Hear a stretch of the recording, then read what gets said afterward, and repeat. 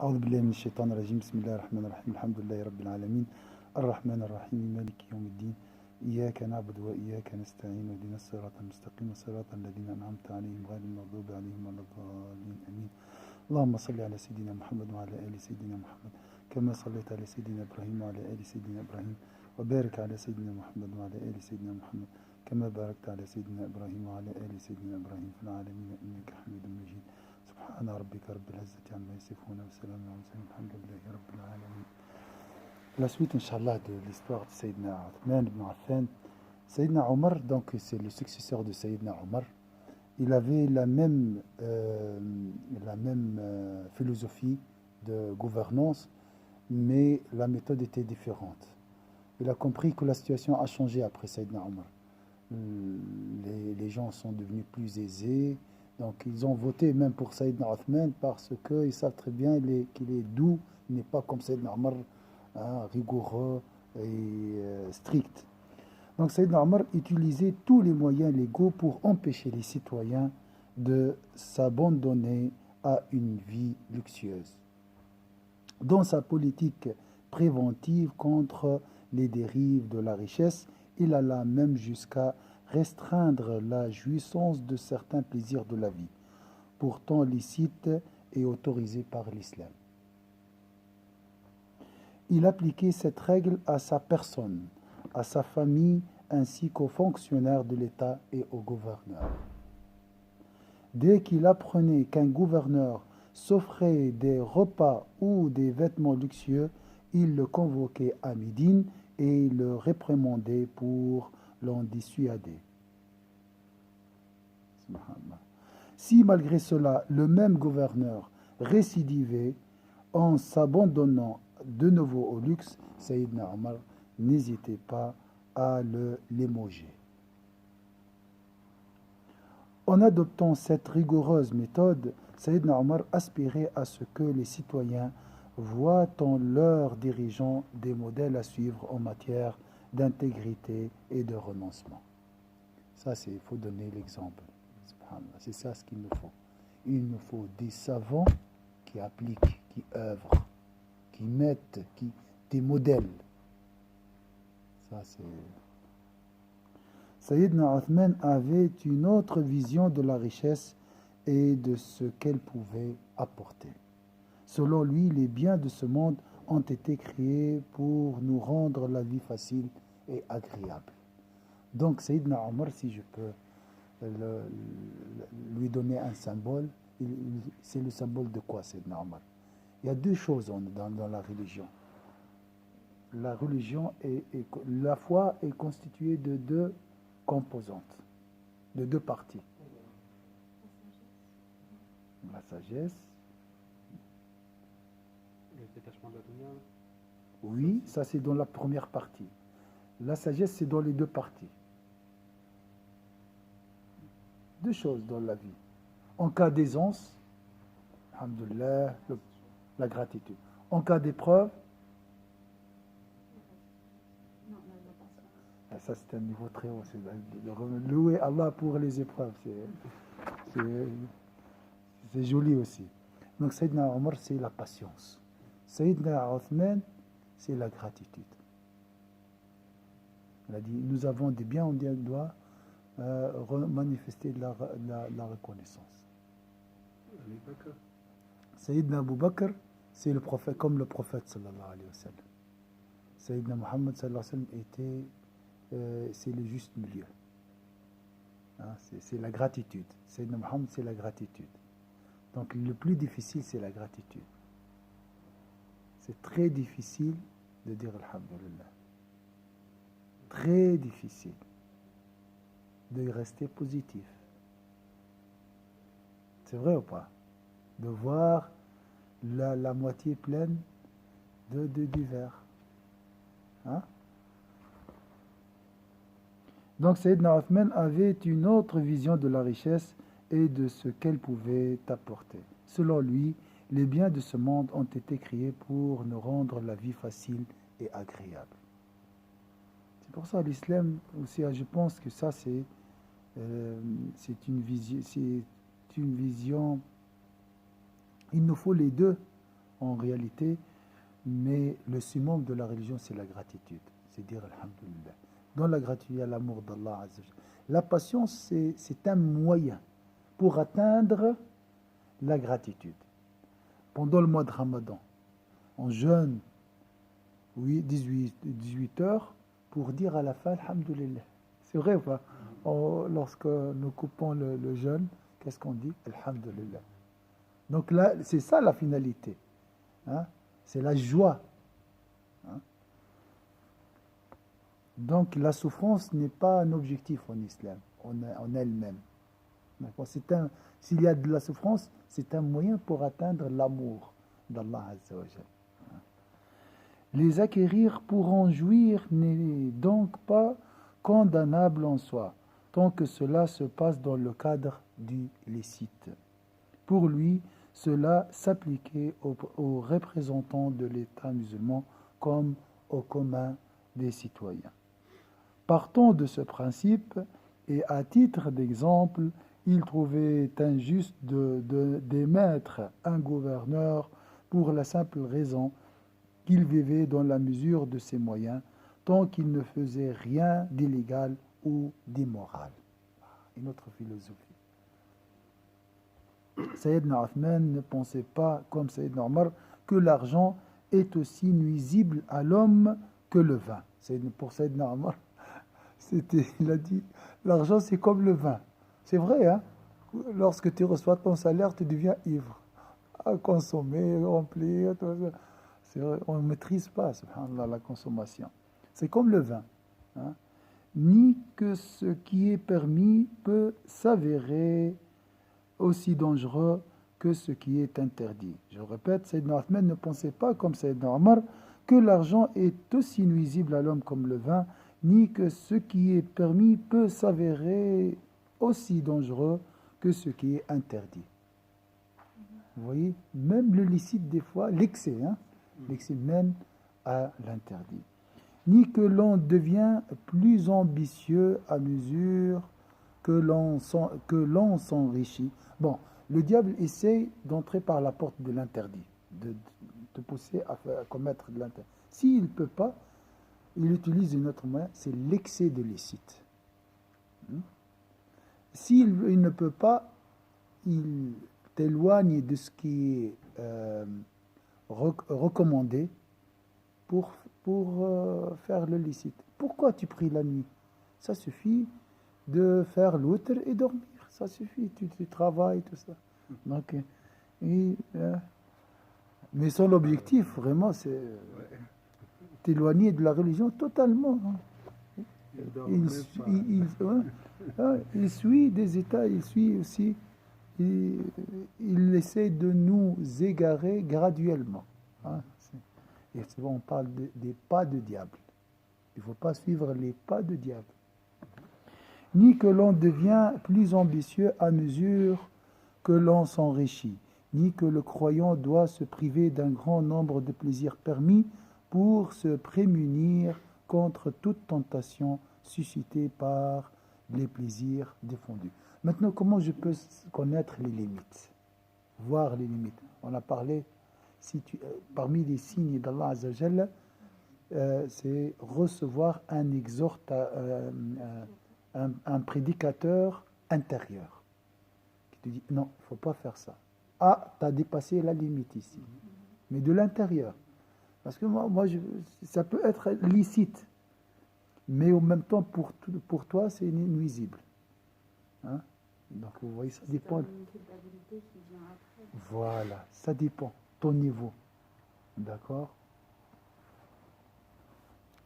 L'important est de savoir que cette vision souple de Sayyidna Othman vis-à-vis de l'enrichissement, notamment de la part des fonctionnaires, aura ses répercussions sur la stabilité de l'État et sera l'un des facteurs suscitant le malaise social qui marquera les dernières années de son règne, malheureusement. Les gens n'ont pas compris cette philosophie. Ils ont, au lieu de dire Alhamdulillah, ils ont essayé de s'enrichir et amasser. Ils ont oublié Allah Azza wa Jal. Voilà, c'est ça. L'homme facilement tombe dans la rébellion. Inna al-insana la yatra. Hein. C'est pour ça qu'il faut toujours mettre un cadre à son âme. Sayyidina Uthman avait été élu calife. En tant que calife, croyant sincère et responsable, il était habilité à mener la politique qu'il considérait juste et appropriée, à condition de respecter les principes fondamentaux instaurés par Dieu et appliqués par le prophète sallallahu alayhi wa sallam et les deux premiers califes. Fidèle à ces principes, Sayyidina Uthman entama son règne en assumant ses responsabilités avec détermination. Ses réalisations dans ce domaine furent nombreuses et fructueuses. D'après Sayyidina Ibn Kathir, qu'Allah soit satisfait de lui, Sayyidina Uthman commença par écrire aux gouverneurs de province, aux chefs de l'armée, aux imams et aux trésoriers des différentes régions, leur ordonnant d'observer le convenable, d'éviter le condamnable, d'obéir à Dieu et à son messager. Il leur ordonna également de suivre la voie tracée par le prophète sallallahu alayhi wa sallam et de se garder de toute innovation blâmable. Donc le cadre est ici. Voyons que la trésorerie de l'État était pleine, c'est ça, il augmenta le montant des allocations attribuées aux citoyens. La prospérité qu'il avait garantie au peuple se manifesta dans plusieurs aspects de la vie quotidienne, notamment les repas populaires qu'il ordonna d'organiser quotidiennement dans chaque mosquée et d'accorder aux sans-abri, aux voyageurs en détresse, aux dévots et à ceux qui observaient la retraite spirituelle. Subhanallah. C'est très beau. Franchement, c'est énorme. Tout ça, c'est grâce à la lumière du Coran et la lumière de son cœur. Il n'a pas fait l'école de polytechnique il n'était pas un politicien. C'est grâce à la lumière. Il clôturait le Coran. On a vu la spiritualité de Sayyidina Uthman.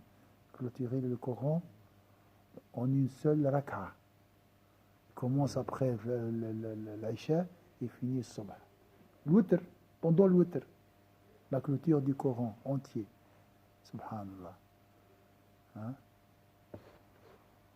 Mais Sayyidina Uthman n'eut pas le temps nécessaire pour mener à bien ses ambitieux projets de réforme. À peine était-il devenu calife que les insurrections armées se déclenchèrent aux quatre coins de l'empire musulman. On aurait dit que l'assassinat de Omar était le signal d'une rébellion générale. Donc vous savez, Sayyidina Uthman était assassiné pendant la prière de Sabah. Quelqu'un l'a poignardé par derrière.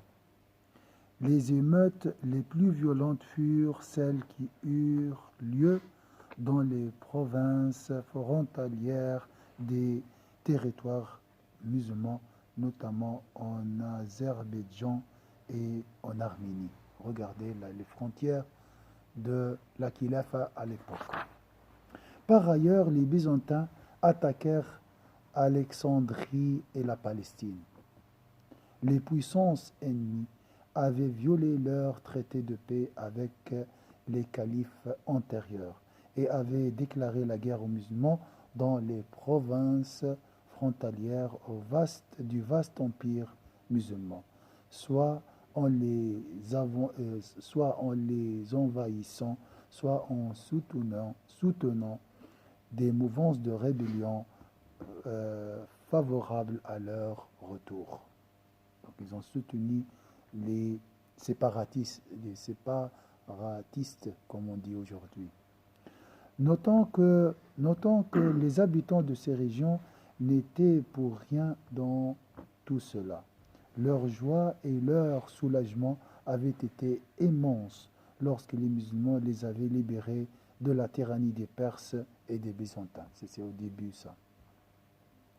Les mouvements de rébellion étaient principalement guidés par des débris des puissances qui gouvernaient ces peuples avant la conquête musulmane. Avec le temps, ces nostalgiques étaient devenus nombreux et puissants.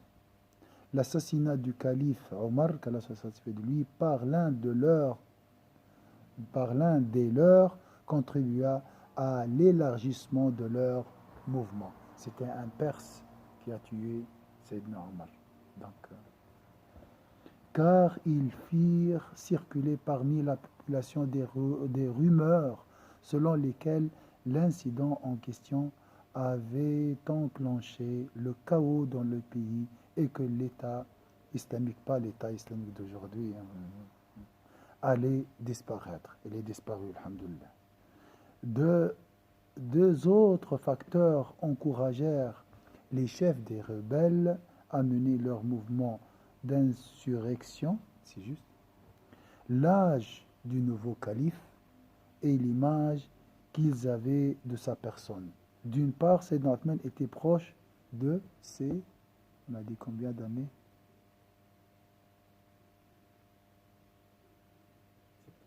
Oui, de 70 ans. Ce qui signifiait aux yeux des rebelles qu'il ne possédait plus des capacités physiques et mentales lui permettant de leur faire face. Al-Kabir fi Samia. D'autre part, Sayyidina Othman n'avait pas la réputation d'un homme de guerre. On a dit, c'est un homme très doux, très timide, subhanallah. Il n'avait pas à son actif d'action héroïque comparable par exemple à celle de Khalid ibn al-Walid, de Saad ibn Abi Waqqas ou de Sayyidina Ali ibn Abi Talib. Il n'était pas connu en dehors de Médine pour la simple raison qu'il était un homme timide et humble. Cependant, cet homme de 70 ans décida de montrer à ses dissidents ignorant que la force des compagnons de Sayyidina Muhammad sallallahu alayhi wa sallam ne résidait pas dans leur jeune âge ou dans leur robustesse, mais uniquement dans leur foi profonde en Allah et sa religion. Il n'hésitait pas la moindre seconde ne demanda conseil à personne. Sa foi lui avait déjà indiqué le chemin à prendre. On a parlé de cette lumière du cœur. Il ordonna de mettre un terme à la rébellion et de mater les apostats. Il alla même bien loin. Donc l'apostasie, vous avez compris, ça veut dire quoi l'apostasie? C'est les apostats sont les séparatistes, ceux qui déclarent la guerre contre le gouvernement central dans l'État, de l'État. C'est ça le mot apostat. Et c'est souvent ces gens sortent de l'islam. On trouve beaucoup de gens dans cette catégorie qui délaissent la religion. Mais ce n'est pas pour ça qu'on déclare la guerre contre eux. On déclare la guerre contre eux parce que c'est des traîtres qui ont trahi le pays. C'est ce qu'on appelle la grande trahison. C'est ça le mot. Mais chacun est libre de croire ou mécroire. فَمَنْ شَاءَ فَلْيُؤْمِنْ وَمَنْ شَاءَ فَلْيَكْفُرْ. Celui qui veut croire, qu'il croit. Celui qui ne veut pas croire, qu'il ne croit pas. Nulle contrainte en religion. Il faut bien penser à ça. Est-ce que vraiment vous acceptez que j'amène des gens ici avec force, ici, reste pris derrière moi? Et je dis, non, ça c'est pour leur bien, je fais ça, imaginez. Est-ce que nulle contrainte en religion? La même chose aussi. On ne doit pas déclarer la guerre contre des gens d'une autre confession pour les convertir à l'islam. Même avec la parole, on ne cherche pas à convertir les gens. On cherche à échanger, à expliquer l'islam. Il faut bien comprendre ces mots. Nous n'avons pas cet esprit de conquête des cœurs ou domination, manipuler, non. C'est Allah Azza wa Jalla qui convertit les gens. Il alla bien loin, il alla même bien loin dans sa riposte, en ordonnant au chef militaire qu'il avait lui-même choisi de mener des conquêtes au-delà des régions frontalières afin de mieux contrôler l'empire et contenir tout mouvement insurrectionnel. Le résultat de cette démarche fut plus qu'étonnant car, hormis une seule bataille, toutes les autres furent remportées par les troupes musulmanes. Donc c'était un homme de guerre aussi. Sayyidina Uthman avait tout planifié. Il avait même agi avec une détermination et une lucidité dignes d'un jeune homme. Voyant que les batailles navales s'imposaient, il n'hésitait pas à s'y engager. Pourtant, il savait que son prédécesseur, Sayyidina Omar ibn al-Khattab, avait refusé de prendre un tel risque tout au long de son règne. Malgré cela, il mit sa décision à exécution. C'est la première bataille navale dans l'histoire de la civilisation musulmane. Peut-être on parlera, ça s'appelle Dhat al-Sawari, parce qu'il y avait, je crois, 1000 voiles. Donc 1000 voiles, je ne sais pas combien de bateaux. Donc la première fois, les Arabes ne connaissent pas ce genre de bataille. Cette audacieuse initiative. Mais le prophète sallallahu alayhi wa sallam, il a dit, vous allez traverser la mer.